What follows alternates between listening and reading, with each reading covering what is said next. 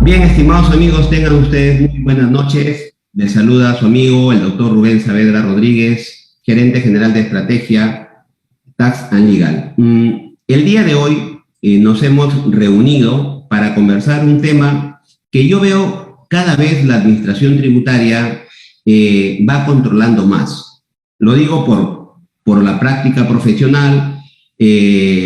La SUNAT ya está fiscalizando a asociaciones sin fines de lucro, y ustedes dirán qué sentido tiene que la SUNAT fiscalice una asociación sin fines de lucro si está exonerada del impuesto a la renta. Lo que sucede es que el impuesto a la renta, en su artículo 19, inciso B, ha establecido un régimen de exoneración, en este caso hasta el 2023 se ha ampliado, para este tipo de personas jurídicas, y sin embargo, para que las asociaciones sin fines de lucro puedan gozar de esta exoneración, la ley ha establecido, ha previsto el cumplimiento de determinadas condiciones y requisitos.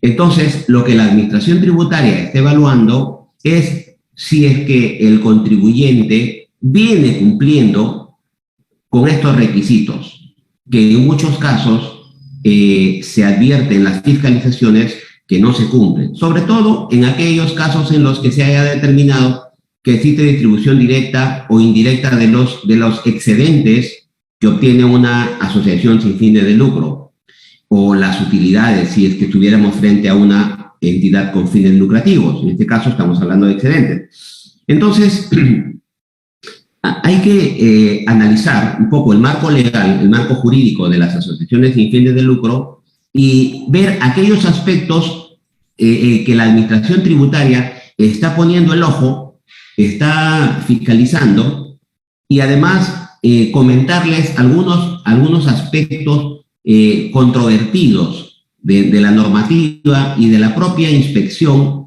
que realiza la administración tributaria.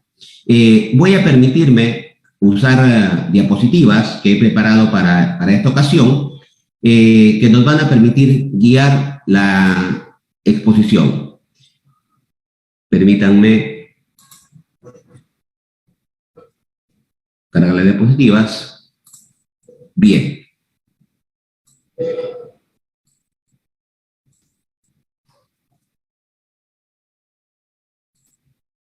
¿Cuál es el marco jurídico, el marco legal que tienen las asociaciones sin fines de lucro en nuestro país? Bueno, en principio encontramos que la Constitución, en su artículo 2, lo tiene regulado como un derecho el asociarse y constituir fundaciones y diversas formas de organización jurídica sin fines de lucro, sin autorización previa y con arreglo a la ley, señala. ¿A qué ley? ¿Cuál es la ley que regula las asociaciones sin fines de lucro? El Código Civil, y en materia tributaria, la ley del impuesto a la renta. Claro está que las asociaciones sin fines de lucro también podrían ser sujetos del impuesto en el caso del impuesto general a las ventas, en tanto que sean sujetos que realicen operaciones gravadas con el IGB de manera habitual. Agrega la Constitución que este tipo de personas jurídicas no pueden ser disueltas por resolución administrativa. Es decir, le dan plena autonomía a la persona jurídica debidamente constituida como asociación sin fines de lucro. Por lo tanto, la regulación o el fundamento de su creación tiene arraigo constitucional como un derecho de los ciudadanos de conformar asociaciones sin propósitos lucrativos. En segundo orden de ideas, dije, dentro del marco regulatorio de las asociaciones sin fines de lucro, el Código Civil, a partir del artículo 80, ¿no?, regula la manera, la forma en que este tipo de personas jurídicas se regula. Y el artículo 80 precisamente señala que la asociación es una organización estable de personas. Es decir, puede estar conformada por personas naturales o incluso puede estar conformada por personas jurídicas. o una mezcla de ambas, personas naturales y jurídicas, puede constituir una asociación. Y a través de esta organización pueden realizar una actividad en común con un fin no lucrativo.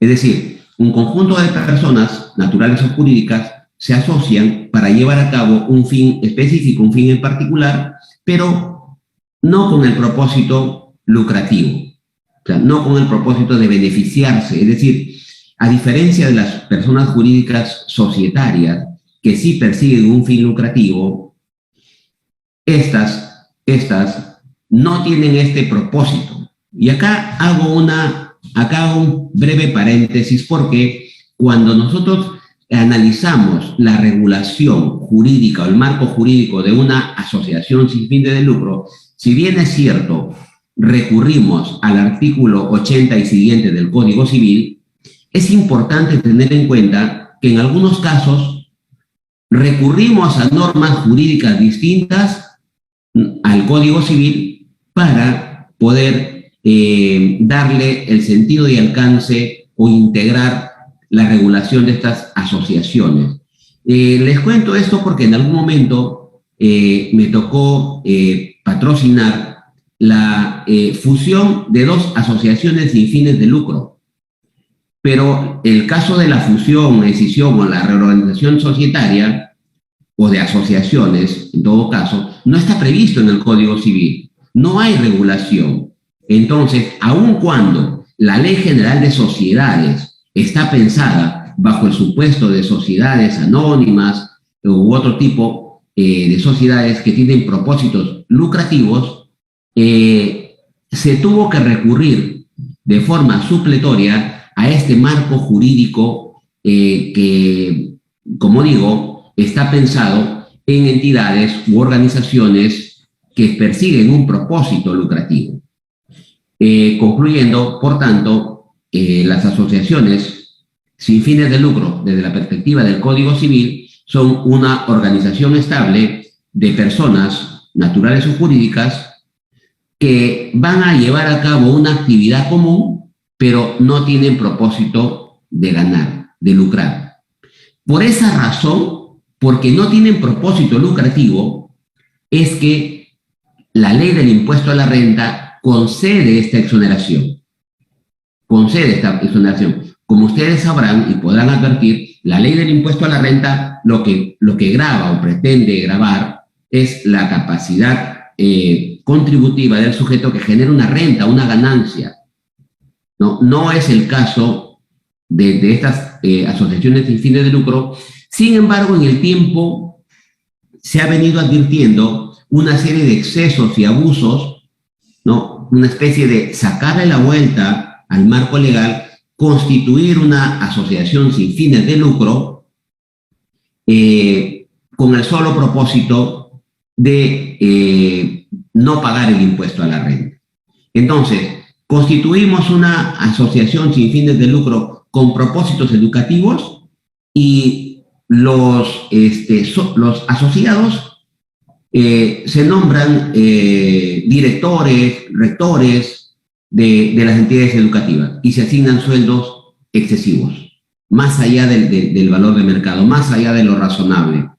Entonces, aun cuando la conformación de esta asociación no tuvo propósitos lucrativos, sin embargo, hay un aprovechamiento, beneficio indirecto a través de la asignación de cargos importantes dentro de la entidad, asignándose sueldos astronómicos o fuera de lo razonable. Y eso se ha visto, ¿no? Se ha visto en el caso de alguna universidad donde las autoridades tenían sueldos millonarios. Entonces, siendo que se ha ido desnaturalizando en el tiempo el uso de estas asociaciones sin fines de lucro, es que el legislador ha decidido regular este tipo de personas jurídicas. Y por otro lado, la administración tributaria ha decidido llevar a cabo fiscalizaciones con el propósito de validar si es que éstas vienen cumpliendo los requisitos que el artículo 19, inciso B, ha previsto de la ley del impuesto a la renta. Ahora bien, para la ley del impuesto a la renta, una asociación sin fines de lucro es una persona jurídica. Y claramente el artículo 14, inciso E, considera como personas jurídicas a las asociaciones, entre ellas las que no tienen fines o propósitos lucrativos. Por lo tanto, para fines del impuesto a la renta, estos sujetos tienen personería jurídica, por lo tanto, son sujetos de derechos y obligaciones tributarias. Estamos dentro del marco de la normativa tributaria. Ahora bien, ¿cuál es la regulación que ha establecido el artículo 19 de la ley del impuesto a la renta? Estas exoneraciones, como ustedes saben, se vienen ampliando, ¿no? Cada año, cada 2 años. En este caso, la ampliación se ha hecho hasta el 31 de diciembre del 2023. Y lo que establece el B es que se encuentran exoneradas hasta el 31 de diciembre del 23 las asociaciones sin fines de lucro cuyo instrumento de constitución comprenda exclusivamente alguno o varios de los siguientes fines. Ojo, esto es importantísimo. Lo que la ley establece es esta palabra exclusivamente. Es decir, desde el momento de la constitución de la asociación sin fines de lucro, si es que queremos o estamos pensando en gozar de la exoneración del impuesto a la renta, en este caso, la escritura de constitución deberá contener como fines de la entidad los que están previstos dentro de la ley del impuesto a la renta. Beneficencia, asistencia social, educación, cultural, científica, artística, literaria, deportiva, políticas, gremiales y o de vivienda. ¿Y qué pasa entonces si yo quiero constituir una asociación sin fines de lucro cuya finalidad, ojo, cuyo fin sea la conservación y protección del medio ambiente? Literalmente o taxativamente, la protección o cuidado del medio ambiente no se encuentra como fines previstos para propósitos de la exoneración. Y ustedes dirán, sí, pero ahora el mundo se preocupa de la protección del medio ambiente. Entonces, ¿por qué no deberían? En ese caso, debería cambiar la ley del impuesto a la renta y establecerse como fines la protección o el cuidado del medio ambiente.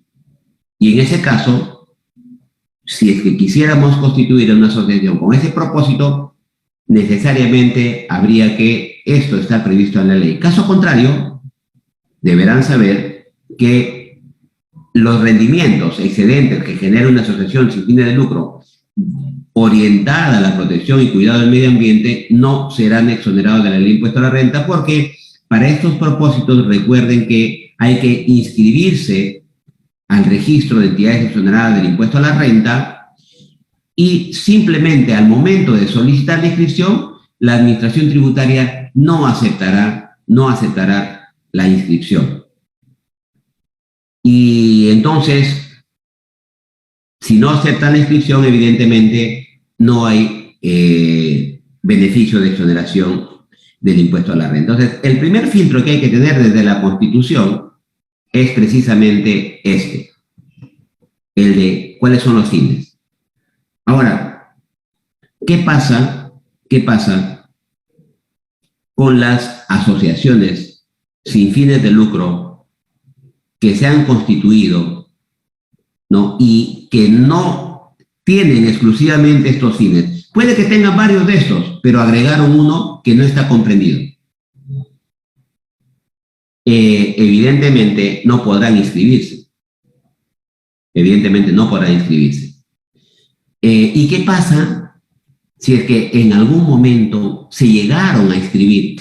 Es decir, la administración tributaria no advirtió claramente cuáles eran los fines y pasó por ahí algún fin que no estaba previsto, Más adelante hay algunos informes de la SUNAT que les comentaré.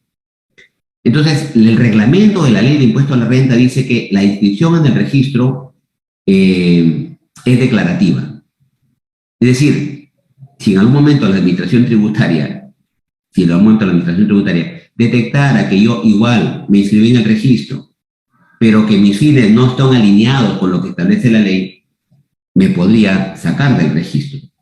Y ahora, ahí viene la pregunta, ¿y qué pasa hacia atrás, los periodos hacia atrás donde yo no estaba ajustado? La administración tributaria, por lo menos los periodos no prescritos, ¿me podría acotar? Sí, evidentemente se abre una gran posibilidad ahí, ¿no? Entonces, ahora, ¿puedo modificar mi instrumento de constitución y adecuarme a estos fines que la ley establece? Claramente que sí. El asunto está que desde que uno ajuste los fines y se adecúe a lo que establece la ley, de ahí para adelante habrá cumplido los requisitos, y siendo que el reglamento aclara que no tiene, la inscripción no es de carácter declarativo, o es de carácter declarativo, entonces tranquilamente hacia atrás yo me quedo expuesto con los periodos que no han sido materia de fiscalización por parte de la administración tributaria. Fiscalización definitiva, entiéndase, ¿no? Entonces hay esta cuestión, ¿no? Porque las asociaciones pueden revisar su instrumento de constitución, pueden adecuarse, pero luego también tienen toda la contingencia de que la administración tributaria pueda desconocer la inscripción en el registro. Claro, uno puede cuestionar, igual argumentos existen, ¿no? Porque yo tranquilamente puedo decir, oye, pero si yo solicité mi inscripción al registro, alcancé mi escritura de constitución, la SUNAT me revisó, me validó y me emitió una resolución incluyéndome en el registro, por lo tanto yo estoy exonerado. Entonces, la administración tributaria tuvo el tiempo suficiente para dejar sin efecto su acto administrativo y no lo hizo. Y yo ya tengo años gozando de este beneficio. Entonces, hay argumentos para defenderse, pero en principio estamos expuestos por ese lado. Ahora bien, pasando a este tema de los fines, ¿no? ¿Cuáles son las condiciones que me establece la ley del impuesto a la renta? ¿No? Dice, siempre que sus beneficios, sus excedentes, se destinen o destinen sus rentas a sus fines específicos en el país. Y creo que acá la norma habla de rentas, aun cuando sabemos técnicamente, por lo menos los que estamos en el ámbito de la contabilidad, lo que percibe una asociación sin fines de lucro son excedentes, no renta, ¿no? Porque no tiene propósito de generar renta, ni lucro.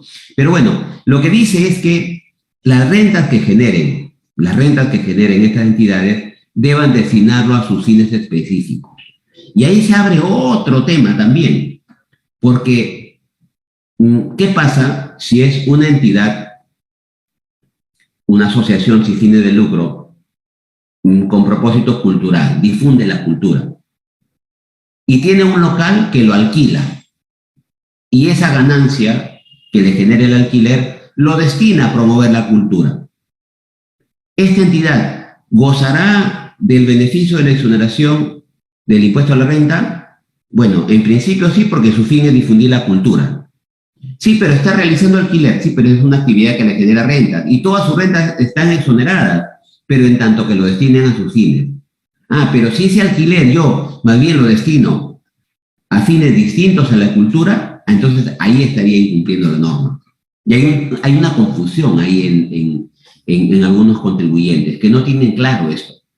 Entonces, lo que hay que hacer es cumplir estrictamente con los fines que establece la ley de renta, pero que puedan generar rentas de distinta manera, no hay mayor problema porque estarán exoneradas en tanto que se destinen a los fines específicos, ojo, en el país. Ojo, en el país, ¿no? O sea, no en el extranjero, en el país.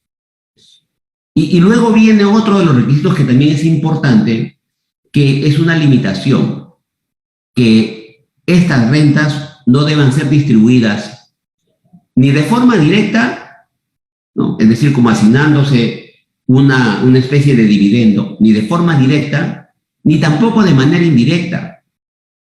Pero la norma habla entre los asociados, es decir, los que conformaron la asociación. Y ojo, hace un agregado importante y sus partes vinculadas. y la ley y el reglamento han establecido a quienes se consideran partes vinculadas y por tanto se ha previsto esto como un candado para evitar que las asociaciones sin fines de lucro, desnaturalizando su propósito, más bien le generen rentas a las personas que han constituido este tipo de organizaciones.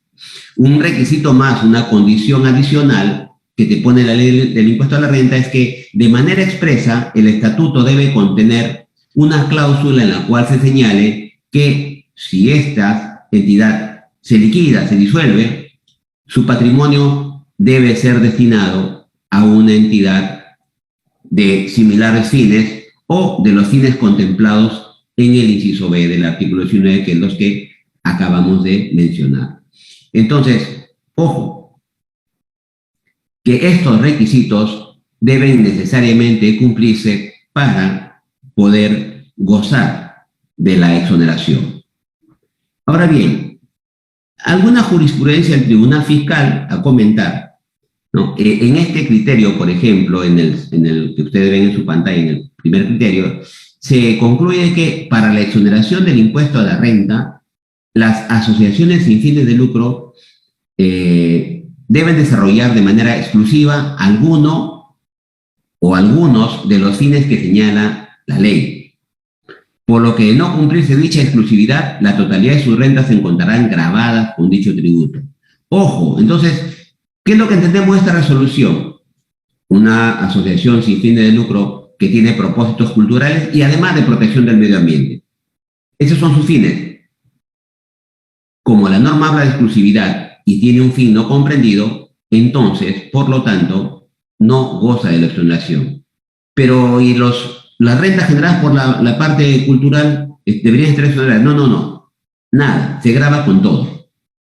Entonces, es importante lo de los fines. Luego, en el punto 2, otro grupo de jurisprudencias tiene otro criterio importante que dice: de los estatutos se debe desprender de manera indubitable que el alcance de sus fines sean exclusivamente los previstos por el artículo 19 de la ley. Vale decir, se deberá poder concluir con claridad que la finalidad o el objeto de la entidad se circunscribe a alguno de los fines referidos. Y acá es una recomendación. Cuando uno constituye este tipo de organizaciones, debe ceñirse exclusivamente o calzar o encajar la finalidad que van a perseguir a alguno de los fines. Beneficencia, asistencia social, política, gremial, de vivienda, educativa, cultural. Hay que adecuarse a alguno de los fines, ¿no?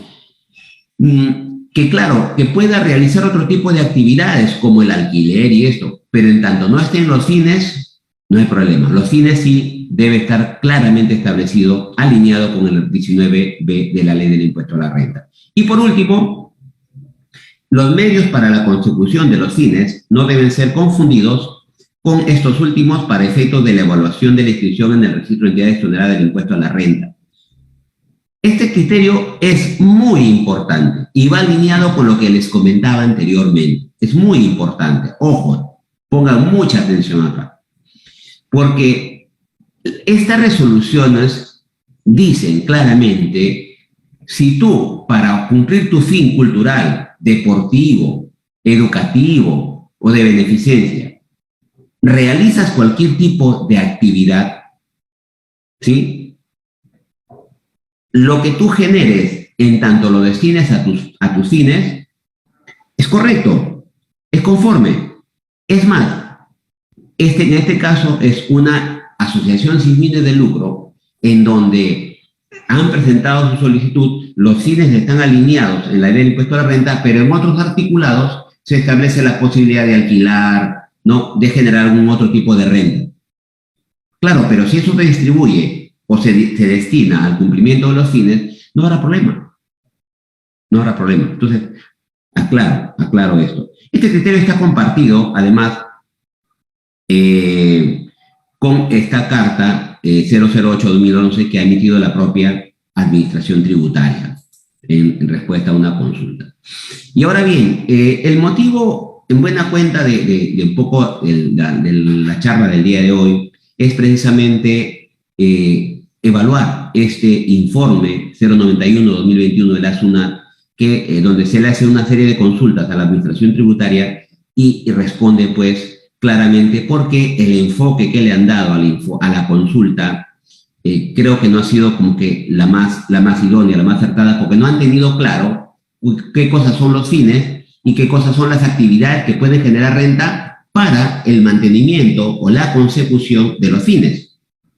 Porque fíjense, por ejemplo, dice en este informe, dice, una asociación sin fines de lucro, cuyo instrumento de constitución comprende los fines de proteger, promover y difundir todas aquellas acciones que contribuyan al cuidado del medio ambiente, recursos naturales y sistemas ecológicos y promover la educación a fin de contribuir con la responsabilidad social y el desarrollo sostenible de la región y el país, no está exonerada. Porque hemos dicho, el tema del cuidado del medio ambiente no está. La responsabilidad social no está. Entonces, por lo tanto, si esto está dentro de los fines, lógicamente ahí existe un inconveniente. La otra, una asociación sin fin de lucro cuyo instrumento de constitución comprende el fin de promover y difundir la cultura de paz mediante la conciliación, arbitraje y otros mecanismos de solución de conflictos, tampoco está, porque no se encaja en ninguno de los que están taxativamente contenidos en el 19b. Y por último, una asociación sin fines de lucro cuyo instrumento de constitución comprende el fin de brindar servicios y actividades que fortalezcan la competitividad, gestión y liderazgo de sus asociados, tampoco está exonerada del impuesto a la renta porque, digo, la ley ha establecido claramente cuáles son los fines de una asociación. Este otro informe, un poco también va en línea con lo que venimos comentando. Dice, la SUNAT concluye en que la exoneración a que se refiere el inciso B del 19 de la Ley de Renta alcanza a la totalidad de las rentas obtenidas por las fundaciones afectas y asociaciones sin fines de lucro, siempre que tales entidades cumplan con los siguientes requisitos. O sea, ojo, la totalidad de rentas que generen, la totalidad de rentas que están vinculadas a los fines, que no están vinculadas a los fines, todas las rentas, todas, van a estar exoneradas siempre y cuando estas rentas se generen, se destinen al cumplimiento de los fines específicos en el país, no se distribuyan de manera directa o indirecta, que los fines estén alineados a lo que establece la ley de renta y que en los estatutos se prevea que en caso de disolución los remanentes que queden se van a destinar a una entidad que tiene fines establecidos en el B del 19 de la ley de renta. Entonces, por eso digo, debemos aclarar que las rentas que generen una asociación, en tanto que se destinen a los fines específicos en el país y estos fines estén alineados con lo que establece el 19b de la ley de renta, no tiene mayor contingencia, no tiene mayor problema para las asociaciones sin fines de lucro. Ahora bien, entremos un poquito a conversar sobre esto de la distribución directa o indirecta de rentas. O sea, lo que ha pretendido el legislador, como dije hace un momento, es limitar la posibilidad de construir una fachada, ¿no?, de asociación sin fines de lucro, pero que lo que finalmente yo persigo es llenarme los bolsillos, ¿no? Y entonces acá algunos criterios que la SUNAT estableció con respecto a esto de la distribución directa o indirecta. Dice este informe que existe distribución indirecta de renta si, dentro de un procedimiento de fiscalización definitiva, no se sustente documentariamente que el importe determinado como utilidad, entiéndase excedente, del ejercicio fiscalizado, que posteriormente ha sido cargado como gasto en la contabilidad de la asociación, ha sido destinado a sus fines o a la generación de rentas destinadas a tales fines. Entonces, ¿qué pasa? La administración tributaria fiscaliza a la asociación sin fines de lucro, ¿no? Detecta que en este ejercicio se ha generado un excedente, una utilidad, y le piden el destino, qué se ha hecho con ese excedente, y el contribuyente no tiene cómo fundamentar documentariamente hacia dónde se ha destinado y que esto ha ido como gasto, pero ¿gasto en qué? Si no tienes claro en qué gastaste, a lo mejor pudiste haber gastado en una fiesta para el socio o el asociado, ¿no? o para un viaje del asociado, está como gasto, pero no está sustentado. Entonces, si no hay sustento del gasto, el gasto se ha realizado que no tiene vinculación con la actividad o los fines de la entidad, entonces evidentemente está expuesto. En otro caso, el otro supuesto dice, en el caso de una asociación sea administrada o dirigida por un consejo directivo o haya considerado una gerencia general, y vean, este criterio es importante, dice, las dietas fijadas para los miembros del consejo directivo que sean sus asociados no constituyen una distribución directa ni indirecta de renta. Y ahí viene el agregado, salvo que no sean normales o razonables, lo cual solo puede ser determinado en cada caso en concreto, ¿no? Entonces, conformamos el consejo directivo que va a tomar los acuerdos, las decisiones de la asociación, y fijamos como dietas para los directores, no sé, 50.000 soles por cada sesión. Entonces, eso es razonable, eso es normal. ¿Cómo pagan las empresas? Más o menos, ¿cuánto es lo que se paga en el mercado por este tipo de trabajo? ¿No? Si está fuera de los márgenes de la razonabilidad, entonces tienes la posibilidad de que califiques como distribución directa este caso. Y este mismo criterio aplica cuando se fije en una remuneración fuera de los márgenes de la normalidad o de la razonabilidad en el caso de que haya un gerente general.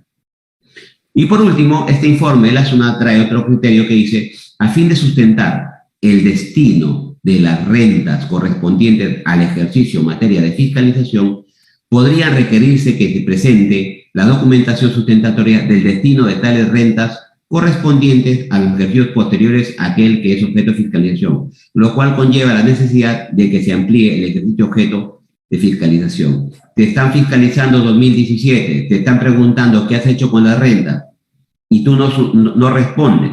La administración tributaria tranquilamente podría entrar al 18, al 19 para ver qué ha ocurrido con esas rentas, pero va a haber un pequeño inconveniente, que la administración va a tener que ampliar la fiscalización a sus periodos, lo cual te conlleva a un riesgo mayor de una acotación por parte de la administración tributaria. Un tema breve que voy a tomar porque ya estamos llegando casi a la parte final de este conversatorio de este año 2022, es el caso de las universidades constituidas como asociaciones sin fines de lucro. ¿Qué sucede? Que la Constitución del año 1979 establecía que las universidades, centros educativos y culturales estaban exonerados de todo tributo creado o por crearse. Mientras que su ley de desarrollo, que era la anterior ley universitaria, la 23733, también en línea con la Constitución hablaba de exoneración. Pero cuando viene la Constitución del 93, la Constitución del 93 hace referencia a inafectación de todo impuesto directo e indirecto que afecte los bienes, actividades y servicios propios de la finalidad educativa y cultural. Entonces, fíjense el cambio. La del 79 habla de exoneración, la del 93 habla de inafectación. Entonces, en línea con ello, la nueva ley universitaria también regula el tema de la inafectación. Pero ahí ha habido una confusión tal, porque en algún momento el artículo 19 de la ley del impuesto a la renta establecía en el inciso M una regulación mediante la cual las universidades estaban exoneradas del impuesto a la renta en tanto que se encuentren adecuadas a la ley universitaria. Entonces, había la confusión de, bueno, las universidades sin fines de lucro o no lucrativas, ¿están exoneradas o inafectas del impuesto a la renta? Esto en el 2015 se deja sin efecto y igual se sigue generando la controversia. Entonces, muchas universidades, asociaciones sin fines de lucro, presentaron su solicitud de inscripción al registro de entidades exoneradas de conformidad con el inciso B del artículo 19 porque este M del 19 se dejó sin efecto, ¿no? Mediante la ley 30404. Entonces, ¿qué ocurre? Que la administración tributaria no ha tenido claro y ha iniciado fiscalizaciones a universidades sin fines de lucro que se habían inscrito en el registro de entidades exoneradas y lo estaba catalogando como si estuviesen exoneradas. El año 2020 y el año 2021, la administración tributaria, sobre la base de sendas consultas que se han formulado, ha concluido pues que las universidades asociativas, acorde con lo que establece sin fines de lucro, acorde con lo que dice la Constitución, acorde con lo que dice la nueva ley universitaria, gozan de inafectación del impuesto a la renta. Pero ojo, esa inafectación solamente cubre aquellas actividades que están vinculadas con el servicio educativo y cultural.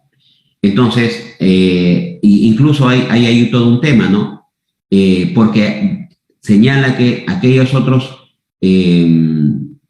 ingresos que generen o gastos que generen las universidades asociativas sin fines de lucro que no tengan que ver con el servicio educativo deberán estar gravados con el impuesto a la renta. Y es el caso de una universidad que está inafecta, es asociación sin fines de lucro, está inafecta de renta, pero de pronto genera una renta por alquiler. Es más, el informe habla de los centros de producción y las universidades tienen centros de producción. Esos no están comprendidos dentro de la inafectación. Por lo tanto, las rentas que generen no estarán inafectas. Pero ahí hay todo un tema, ¿no? Porque ¿cómo fiscaliza un sujeto que principalmente sus rentas son inafectas y luego podría tener rentas exoneradas? ¿No? Y más aún, algunas de las universidades se han acogido a la exoneración, están en el registro de entidades exoneradas. Entonces, un poco complicado, creo que la SUNAT cuando ha elaborado estos informes no ha tenido en la práctica cómo se va a fiscalizar y a acotar a estas universidades que presentan este tipo de dualidad de rentas inafectas exoneradas o de no cumplir los requisitos de la exoneración podrían estar grabadas. Esto les comenté, les dije, ¿no? Que la ley del impuesto a la renta, bueno, su reglamento señala en el artículo 8 que la inscripción a que se refiere el inciso B, en este caso el 19, es declarativa y no constitutiva de derecho. Entonces ahí hay un tema, ¿no? Donde yo me acogí válidamente al registro y la SUNAT me dijo que yo estoy exonerado y luego me hacen la fiscalización y me dicen, oye, mira que tus fines no son los especificados en la ley de renta, o mira que tu escritura de constitución no señala claramente que de disolverse los excedentes se van a destinar a una entidad que cumpla los mismos fines o fines similares a los previstos en la ley de renta, y por tanto desconozco la exoneración. La pregunta es ¿a partir de cuándo? ¿No? Entonces existe esta regulación en el reglamento. Y por último, ¿qué pasa?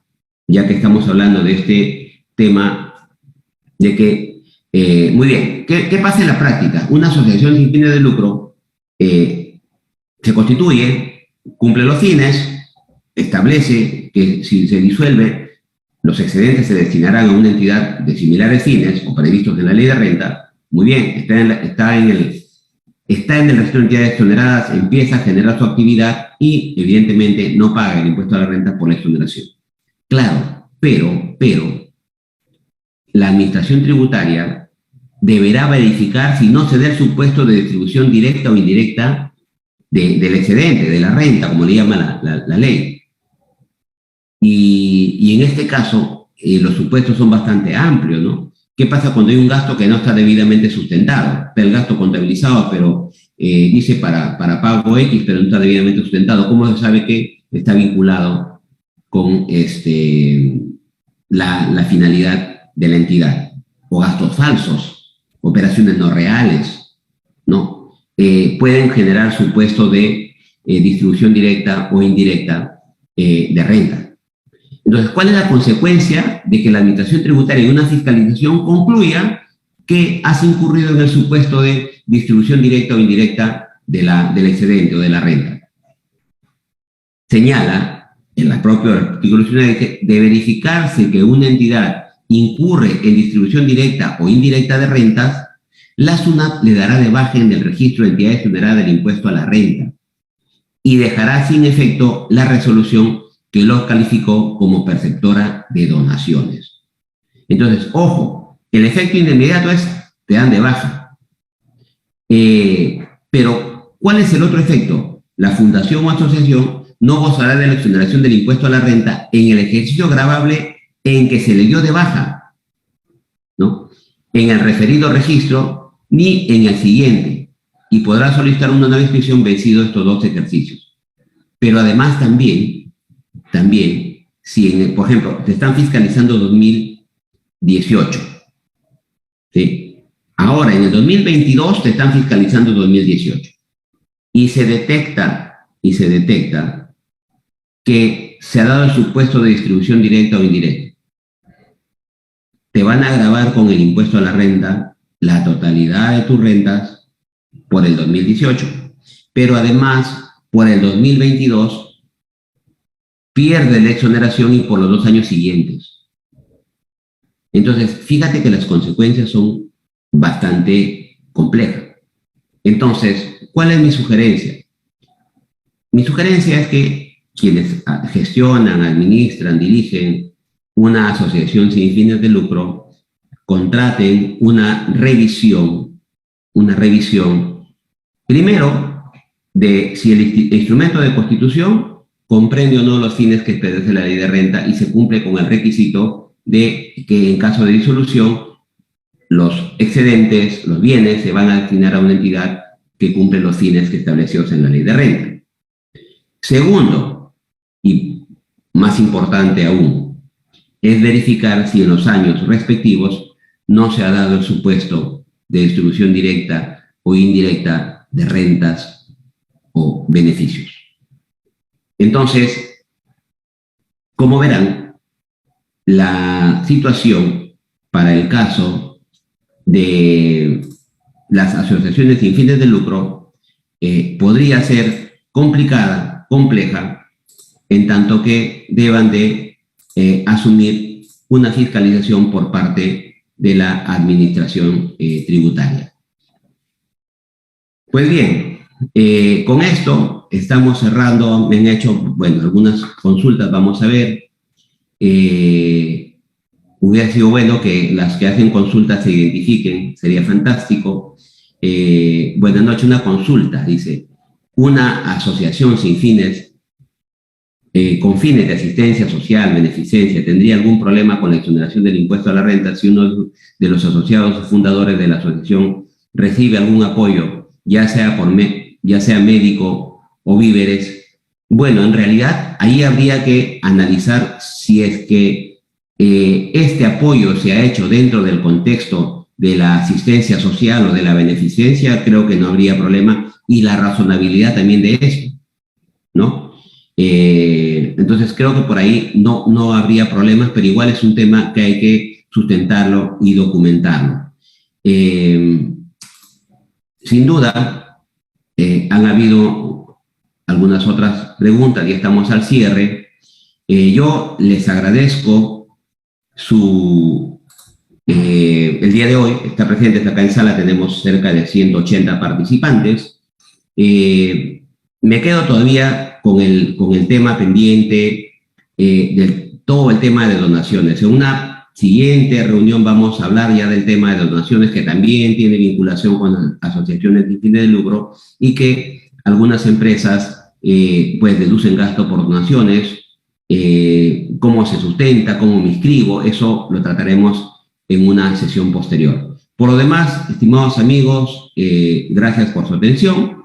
Que tengan ustedes muy buenas noches, buen fin de semana, un abrazo para todos y a seguir cuidándonos del COVID, que está cada vez más fuerte. Gracias a todos.